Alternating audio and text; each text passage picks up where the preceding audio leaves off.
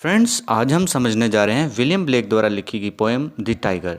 दोस्तों, यहाँ पे टाइगर को ऐसे स्पेल इसलिए किया गया है क्योंकि उस समय में 1794 में जब ये पब्लिश हुई थी तो उस समय की जो इंग्लिश थी उसमें इसी तरह से टाइगर को लिखते थे। ठीक है फ्रेंड्स, पोएम जो है ये ली गई है the songs of innocence and experience से। ये कलेक्शन ऑफ पोएम्स थी दोस्तों, collection of illustrated poems by William Blake. तो दोस्तों यहाँ पे लिखा है इलस्ट्रेटेड पोएम्स, तो मीन्स इलस्ट्रेट जो किसी चीज़ पे रोशनी डालता है। तो ये किस पे रोशनी डालता है? ये shows two contrary states of human soul. जो ह्यूमन सोल है उसकी दो अपोजिट स्टेट्स को बताते हैं। कैसे आप समझें? वर्ड से, the songs of innocence end of experience. अब इनोसेंस में जो पोइट्री है वो कैसी है? The lamb, infant Joy, a cradle song. ठीक है, इस तरह की पोइट्री इसमें पाई जाती है। एंड जहाँ पे आप दूसरी ओर चले जाएं, वहाँ द सॉन्ग्स ऑफ एक्सपीरियंस जो है उसमें आपको मिलेगी the tiger, the poison tree etcetera. तो दोस्तों देखो, एक तरफ वो बात करते हैं द लैम्ब की, जैसे क्रिएचर की, मेमने की, और दूसरी ओर टाइगर की बात करते हैं। तो ये कॉन्ट्रारी अपोजिट चीज़ें हैं। ठीक है, ह्यूमन सोल की रेफर करते हैं। कैसे वो समझेंगे आगे पोएम में। तो दोस्तों ये जो कलेक्शन ऑफ पोएम्स थी, इनोसेंस से बात आप समझिए। इसमें इनोसेंस मतलब चाइल्ड लाइक बिहेवियर। जो बच्चे हैं वो कितने इनोसेंट होते हैं, मेमने की तरह होते हैं, है ना, मीक, ओबीडियंट एंड खुशहाल ज़िंदगी व्यतीत करते हैं। उनको दुनियादारी से कुछ लेना देना नहीं है। लेकिन जैसे जैसे वो ह्यूमन एक्सपीरियंस गेन करते हैं, बड़े होते जाते हैं, तो जो एक्सपीरियंस वर्ड यहाँ पे है, तो सोल थोड़ी सी करप्ट भी हो जाती है किसी किसी की, है ना, और मानसिक विचारधारा बिल्कुल ही चेंज हो जाती है, और वो थोड़ा डेंजरस भी हो सकता है इंसान, है ना, जस्ट लाइक अ टाइगर। तो दोस्तों अभी हम समझेंगे पोएम को। So the poet says, tiger tiger burning bright in the forest of the night, what immortal hand और आई कुड फ्रेम दाई फ्योरफुल सिमेट्राई। दोस्तों आप सोच रहे होंगे कि मैंने सिमेट्री को सिमेट्राई प्रोनाउंस किया है। तो दोस्तों ये इसको राइम देने के लिए आई एंड सिमेट्राई को इसलिए ऐसे पढ़ा है। तो दोस्तों ये पोइट्री लिखी गई थी लगभग 230 साल पहले। तो उस हिसाब से आप इमेजिन करना कि जंगल कितने होते होंगे घने, और टाइगर कितने होते होंगे। आजकल तो कम हो गए ना। तो टाइगर की जो ऑरा है, जो कलर है, वो जस्ट आग की तरह है एकदम। देखोगे तो जैसे जलती हुई आग की लपटों का कलर होता है ना, उस तरह से टाइगर का कलर है। और वो अंधेरी रात में इस तरह से चमक रहा है, फुल ऑफ एनर्जी। रात को टाइगर एक्टिव हो जाता है ना, उसको बहुत दूर दूर तक दिखाई देता है, शिकार करता है। कौन सा वो इमोर्टल हैंड है? Immortal word this is used for the God. भगवान ही कर सकते हैं ना ऐसे क्रिएचर। वो कौन सा इमोर्टल हैंड है? लेकिन यहाँ पे क्वेश्चन किया है इसने, कौन सा है? क्यों किया है? क्योंकि टाइगर बहुत खूंखार होता है दोस्तों। देखने में तो बहुत सुंदर होता है और खूंखार भी होता है। कि वो कौन सा इमोर्टल हैंड है और वो आँख है जिसने इस तरह के ढांचे को फ्रेम किया है दोस्तों, इतने ड्रेडफुल, इतने डरावनी चीज़ को शेप दी है।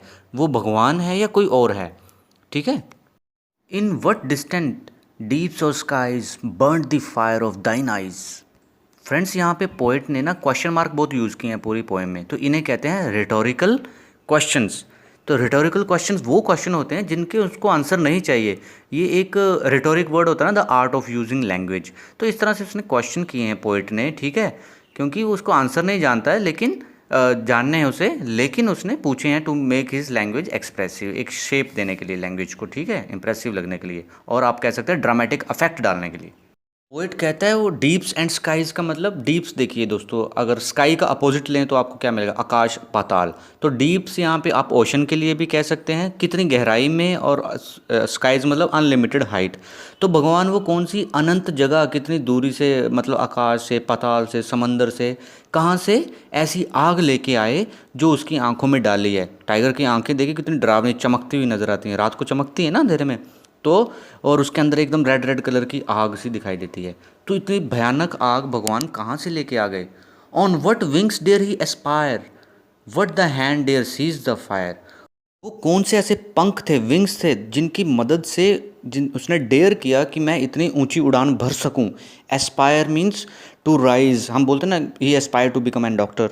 तो टू मूव अपवर्ड्स, ज़िंदगी में और आगे बढ़ना। तो उसी तरह से किन पंखों की मदद से डेयर किया इतनी ऊंचाई पे जाने के लिए। दोस्तों आपको याद होगा ग्रीक माइथोलॉजी में इकैरस जो और ऊंचा उड़ना चाहता था, और ऊंचा उड़ना चाहता था मोम के पंखों की मदद से, लेकिन वो ऊपर सूर्य की गर्मी से मेल्ट हो जाते हैं और वो बीच में समंदर में जाके गिरता है।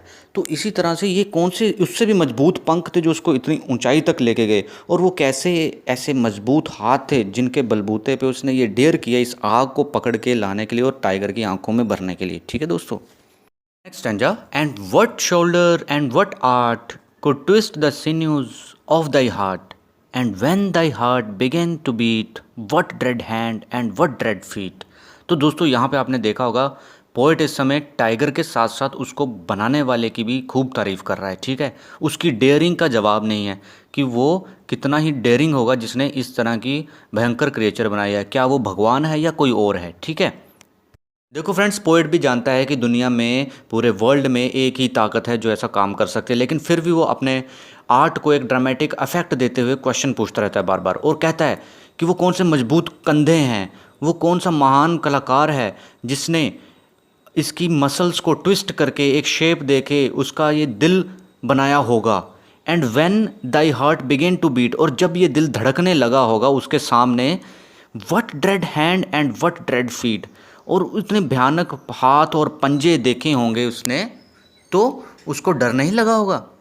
Next stanza friends, what the hammer what the chain in what furnace was thy brain. तो पोइट यहाँ पे बनाने वाले की तारीफ में कोई कमी नहीं छोड़ रहा है, साथ साथ टाइगर की भी तारीफ करते जा रहा है। अभी ब्रेन की बात करता है कि वो कौन सा हथौड़ा है, वो कौन सी चेन है, वो कौन सी भट्टी है जिसके अंदर टाइगर का दिमाग बनाया होगा भगवान ने।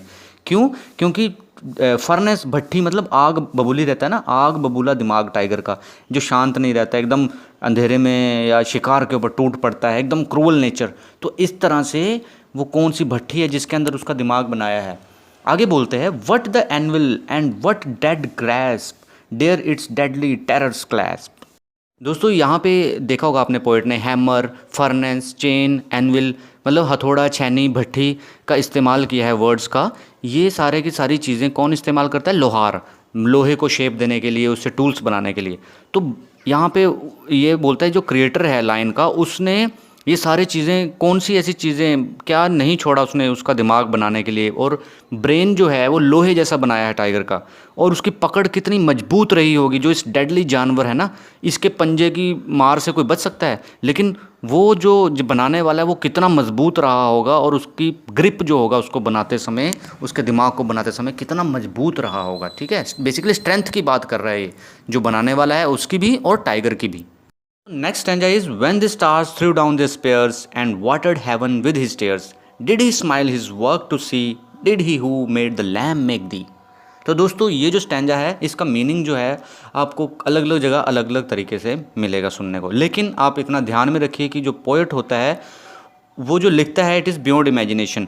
कोई भी चीज़ें हैं वो सीधी सीधी नहीं होती कि स्टार्स ने टाइगर को देखा और भगवान ने मतलब अगर टाइगर बनाया, स्टार्स को अच्छा नहीं लगा, उन्होंने भाले मारना शुरू कर दिए और वो रोने लग पड़े। तो ये ऐसा नहीं हो सकता। इसलिए जो मुझे अच्छा लगता है, जो मेरे को बहुत सारी एक्सप्लेनेशन में से सही लगा, वो मैं आपको बता रहा हूँ। तो मिल्टन की पैराडाइज लॉस्ट में दोस्तों सैटर्न और गॉड के बारे में आप जानते होंगे, हिंदी में शैतान कह लीजिए। जो सैटर्न है वो भी एक फॉलन एंजल है जिसने गॉड के विरुद्ध युद्ध कर दिया था। ठीक है, अपने उसकी टीम में कुछ और हो गए एंजल्स, और गॉड के अलग, मतलब जो बुरी ताकतों वाले, बुरी सोच वाले थे वो सैटर्न की साइड हो गए। तो जब वो युद्ध चल रहा था भगवान ने के उस समय, तो भगवान ने जब ये क्रिएचर बनाई तो उन्होंने भी, यहाँ पे स्टार्स रिप्रेजेंट करते हैं सैटर्न एंड उसके जो फॉलोअर्स थे, उन्होंने अपने हथियार डाल दिए। And watered heaven with tears, तो वो उस समय रो रो के उन्होंने भर दिया, मतलब इतने डर गए वो कि उन्होंने भी हेवन को, स्वर्ग को आंसुओं से भर दिया।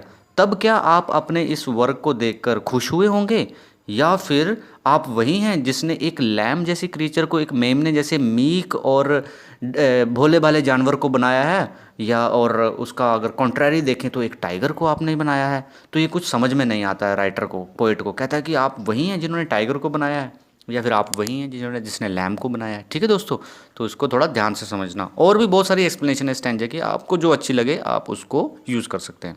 तो यहाँ पे आप देख लीजिए कि वो टाइगर इतना भयानक था कि जो गॉड के अगेंस्ट वार कर रहे थे, वो जो फॉलन एंजल जिसे हम सैटर्न कहते हैं, उन्होंने भी और उसके फॉलोअर्स ने भी अपने हथियार डाल दिए थे।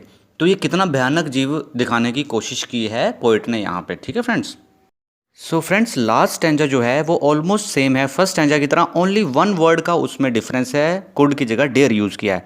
क्योंकि जैसे जैसे पोएट समझता जाता है उसके टाइगर को बनाने वाले की पावर्स को और टाइगर की पावर को पूरी पोएम में, तो उसे समझ में आ जाता है ये और कोई नहीं, ये भगवान ही है जिन्होंने इस क्रिएचर को बनाया है। तो दोस्तों ये थी आपकी पोएम टाइगर की समरी इन हिंदी। अगर आपको अच्छी लगी है, समझ में आई, तो please like share subscribe. Thank you very much.